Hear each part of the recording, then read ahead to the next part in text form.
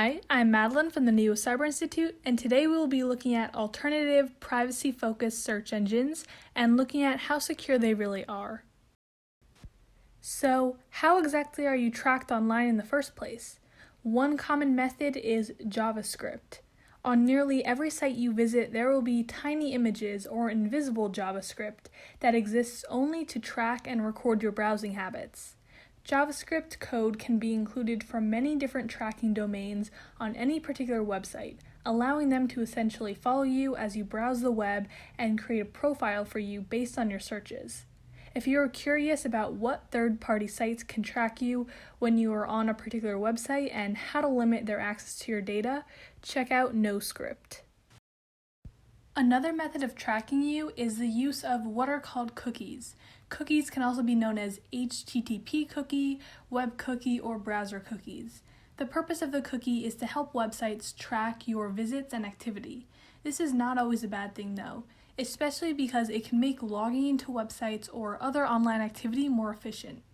There are a few different types of cookies. One that could seem problematic is the tracking cookie, especially third-party tracking cookies. A third-party cookie belongs to a domain that is different from the one shown in the address bar when you visit a particular website. This cookie usually appears when web pages show content from external sites, like advertisements, for example. In general, tracking cookies are used to compile long-term records of individuals' browsing histories. So some examples of privacy-focused browsers include the following: DuckDuckGo, StartPage, IXQuick, Disconnect Search, Unbubble, Courant, which is a French browser, and Yasi. I'll return to these shortly.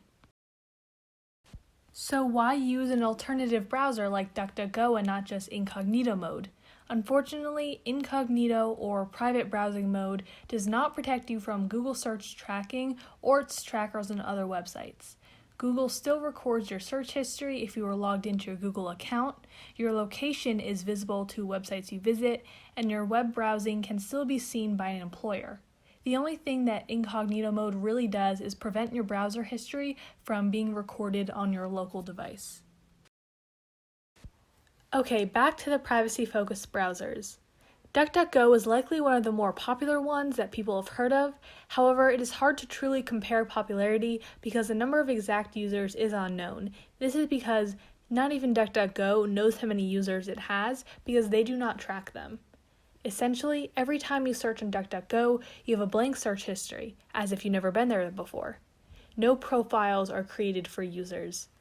This ensures that you will not receive targeted ads. Rather, the few ads that you do see will probably be ones related to companies who sponsor each search engine, since this is how they make their money, as opposed to getting money by selling your data.